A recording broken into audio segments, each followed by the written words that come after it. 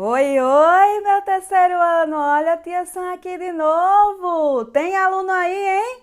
Uhul! Vamos embora para mais uma aula de história, pessoal? Pois é, ontem a gente aprendeu um pouco mais, né, sobre os povos indígenas brasileiros, não foi assim? Gostaram da aula? Muito legal, né, pessoal? E hoje nós vamos continuar conhecendo um pouco mais sobre a comunidade indígena, só que agora na área urbana. Como eles vivem hoje em dia nas cidades, pessoal. Vamos embora, se encher de conhecimento e curiosidade? Vamos, vamos? Vem comigo! Esse assunto, pessoal, vocês vão acompanhar com tia Sam lá na página 68 do módulo e na plataforma, na página 171, pessoal, da Rota 6 SD2, a população indígena na área urbana. Então, gente, na nossa última aula, nós vimos que a história brasileira é desde o princípio relacionada aos povos indígenas, que a gente carrega muitos costumes e características que ao longo do tempo foram se misturando ao nosso dia a dia, né?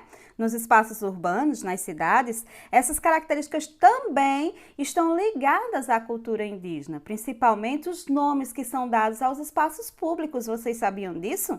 Só para você ter uma ideia, em São Paulo, muitos bairros e rios carregam os nomes oriundos da cultura tupi-guarani. Sabiam disso? Pois é. Se a gente circular ali pela área central da cidade, né, onde toda a cidade se desenvolveu, nós vamos conhecer um lugar chamado Vale do Anhangabaú, que é um local que hoje é um cartão postal da cidade de São Paulo e tem seu nome vindo lá do Tupi.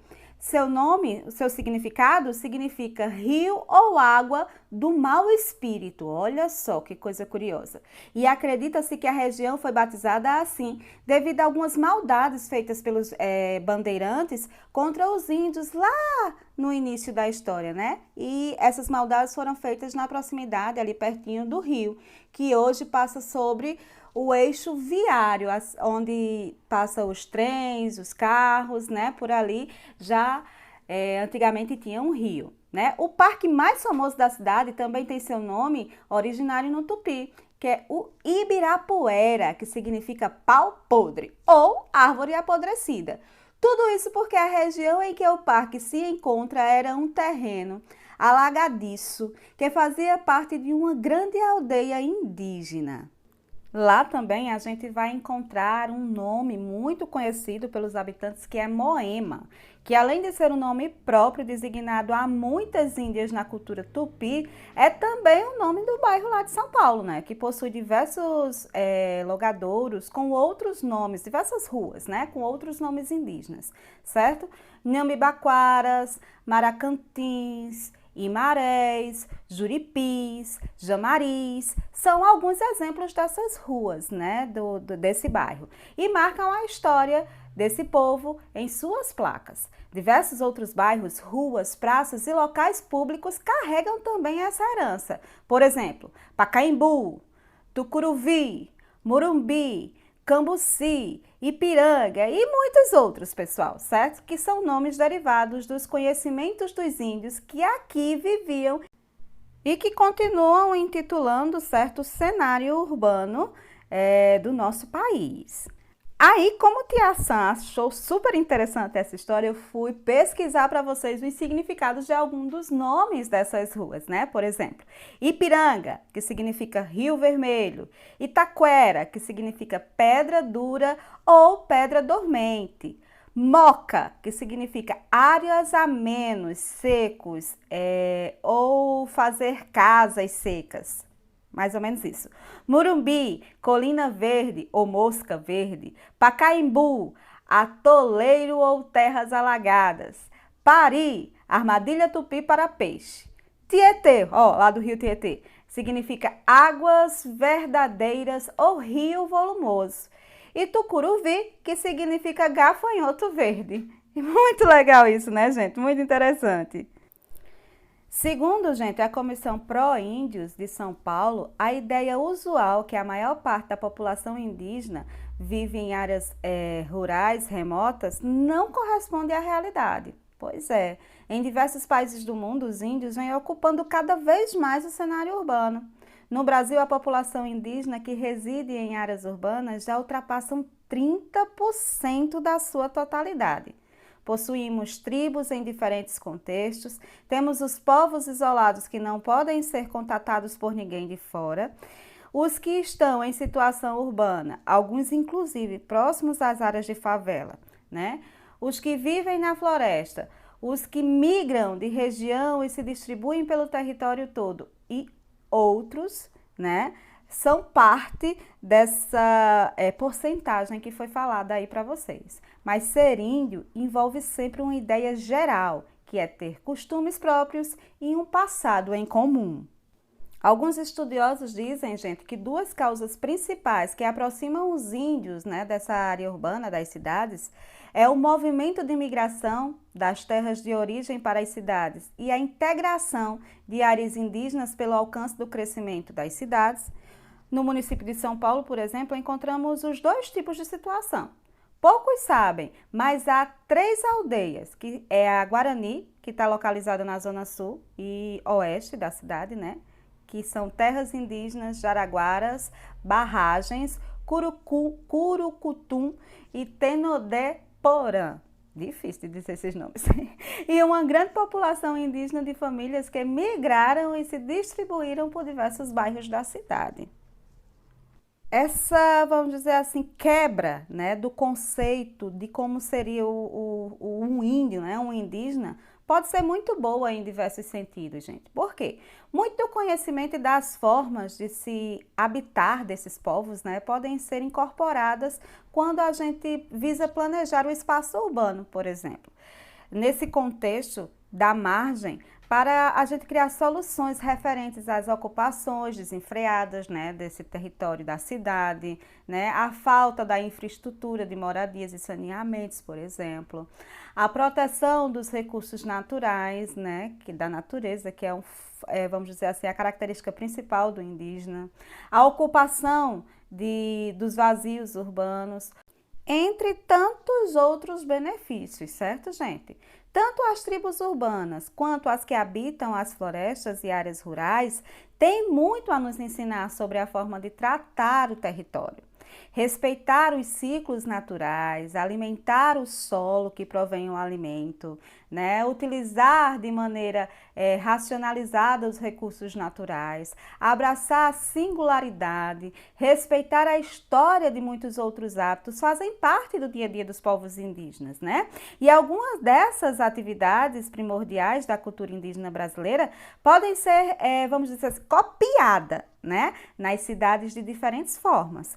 E aí, pessoal, enquanto Tia Sam falava para vocês, né, dava aula para vocês sobre esse comportamento indígena nas áreas urbanas, foi passando a imagem para vocês, né, dessa população fazendo uso de materiais eletrônicos, né, computadores, celulares. Tem uma foto muito interessante que passou aí para vocês do índio fazendo selfie com a menininha, né? Hoje é bem mais comum a gente encontrar, né, na população indígena urbana, eles fazendo uso desses materiais que antigamente eles nem poderiam imaginar que teriam acesso a ele.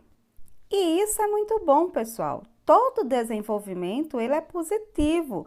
Toda forma de aprendizado e desenvoltura, ela é positiva. É a forma como esse povo encontrou de se adaptar, né, aos brancos, vamos assim dizer, que chegaram lá em 1500 na terra deles, né? E conseguir viver pacificamente, mantendo, claro, a sua cultura, as suas raízes, mas também podendo utilizar daquilo que vamos dizer assim, a diversidade cultural, aquilo que a tecnologia dos brancos podem oferecer, né? Por que não? E aí, no módulo de vocês, na página 69, tem um texto que diz Índios na cidade de São Paulo. Esse texto, gente, ele foi retirado desse livro aí, ó, que Tia Sam colocou a capa para vocês, certo? E eu quero que vocês deem uma lidinha nesse texto para responder a página 69 do módulo de vocês, tá bom? Lá no módulo diz que vocês deveriam responder isso reunindo-se em duplas, mas a dupla de vocês aí vai ser o adulto que estiver perto, o papai ou a mamãe, tá bom? Leiam juntos e respondam essas questões, belezinha? Muito legal esse conteúdo, né, pessoal? Vocês fizeram aquele esquema de estudo que Tia Sam mostrou o modelinho para vocês? Eu espero que vocês tenham tentado fazer. E se fizeram, manda foto. Agora, certo? Tia Sam vai colocar um pouco mais para vocês. Sabe um pouquinho mais sobre isso. Segundo o censo de 2010, a população indígena no Brasil soma quase 900 mil pessoas. Tá bom, amores? Desse total, então assista aí o vídeo e até a próxima aula. Residem em áreas tchau, urbanas. tchau. A urbanização dos povos indígenas é resultado de dois processos principais: o crescimento das áreas urbanas, que acabam englobando as terras indígenas, e a migração dos índios para a cidade. Tem muita crítica que eles falam, né, que pedem pra gente por que a gente não é mais índio por viver na cidade, né? Porque tem índio que trabalha, ele tem seu carro, ele usa um celular, ele já digo anda bem vestido, que diz lá, não, lugar de índio é lá no mato, porque você tem que viver tudo de pena, não dá tudo pelado por lá. Eu saí na minha aldeia para poder estudar, primeiramente, né? Depois eu vim para poder me vestir melhor. Eu achava que eu ia melhorar um pouco, né, na cidade, e aí eu tinha que vir para a cidade trabalhar. Ele vem em busca de melhorias, tanto na educação, saúde, né? Mas quando ele chega na cidade, ele tem uma imensidão de dificuldade, que é a questão da discriminação. Então, quando ele vem da comunidade, ele não tem uma qualificação profissional aonde é explorada a mão de obra indígena. Nós índios, né, na cidade, muitas vezes fala que o índio, o fulano já saiu da aldeia para a cidade, ele já não é mais índio. Não é verdade isso, não. Porque onde eu estiver, eu vou ser índio. Onde eu estiver, eu vou manter minha cultura. Onde eu estiver, eu vou manter a minha linguagem materna. A gente vive na cidade, mas nós não esquecemos da nossa cultura, né? É por isso que nós, qualquer lugar que a gente vai, continua sendo índio, indígena, índio, sendo índio, qualquer lugar, qualquer cidade, até fora do Brasil. Na cidade de São Paulo, em junho de 2013, a Comissão Pró-Índio de São Paulo e o Centro Gaspar Garcia de Direitos Humanos, com o apoio da União Europeia e Oxfam, promoveram o seminário A Cidade como local de afirmação de direitos indígenas. O evento reuniu 32 lideranças de 15 diferentes povos indígenas. O encontro possibilitou o debate sobre os desafios de se viver nas cidades e a troca de experiências entre os convidados. As famílias indígenas que lá moram no Marçal de Souza, eles vieram em busca de um sonho, o sonho de ver seus filhos formados, né? E para isso tem que ter um apoio, né? Para que essa juventude possa chegar na faculdade.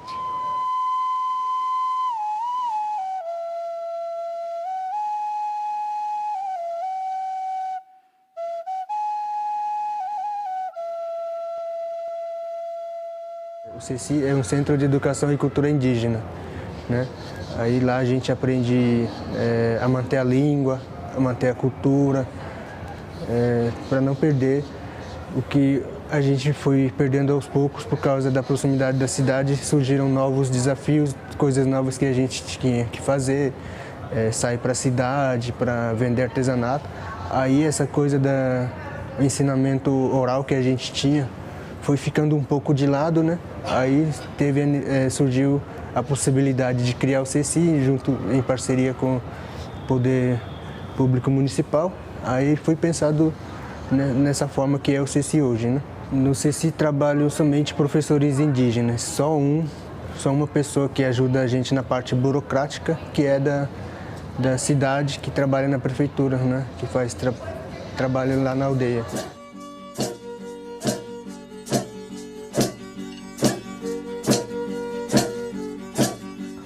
Às vezes fica difícil de falar para o médico o que o paciente tem, o que ele sente, né? Porque tem muito indígena que não fala em português, não entende. Às vezes o médico pergunta, ela não sabe falar o que ela sente.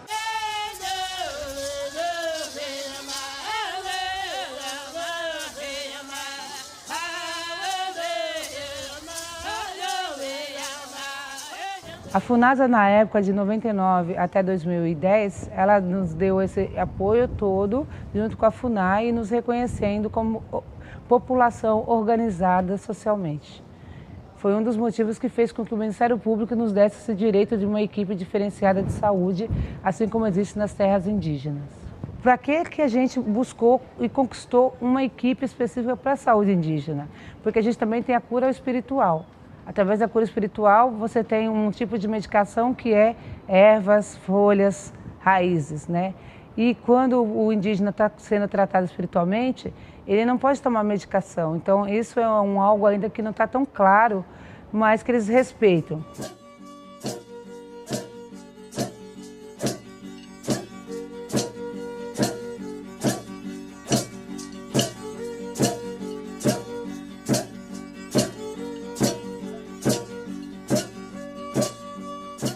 O projeto do pano tinha os guaranis sentados, tinha um pano escrito assim da prefeitura e a FUNAI e um desenho, um figurino de bichinho, colocando aí sentando com as crianças, vendendo o seu artesanato, né? Então, mostrando a dança, né? É cultural. Então, esse é o projeto do pano, né? Então, aí a prefeitura já assinou o decreto, então o índio Guarani pode ficar ali.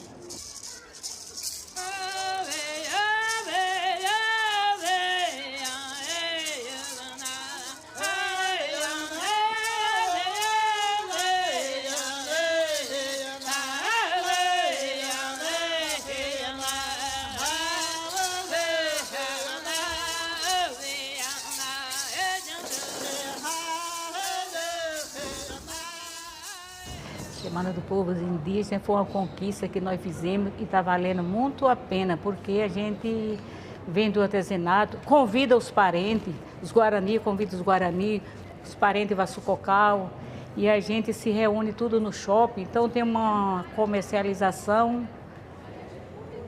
muito boa, que traz muito resultado para a gente. Hoje eu tenho espaço, qualquer espaço público da Prefeitura de Osasco que eu posso fazer evento, eu participo dos eventos, canto, danço, ensino as crianças. Agora, o que a gente quer mesmo é espaço físico que tenha terra, porque a gente tem que dançar nosso toré na terra, sentindo a energia da Mãe Terra. E isso aí a gente não tem, mas a gente vai conseguir. No mãe cano, pecha mo nyama jawa ne mo ente nyama jawa ne no São Paulo nyama hora. Estou falando para vocês aqui e uma boa tarde, né, da Comissão Proíndia. E obrigado também pelo convite que eu recebi lá da comunidade Ticuna, em Manaus. Então, meu nome é, na minha língua,